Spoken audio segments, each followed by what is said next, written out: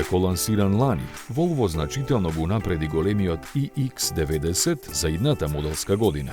Возачите најмногу ќе се радуваат на електричната архитектура, која сега работи на 800 волти, што овозможува побрзо полнење и ги намалува топлинските оптоварувања на батериите.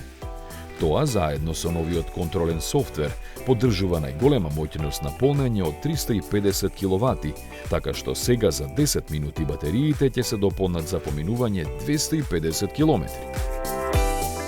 Воедно и испораката на сила е поефикасна, со што се подобрени забрзувањата.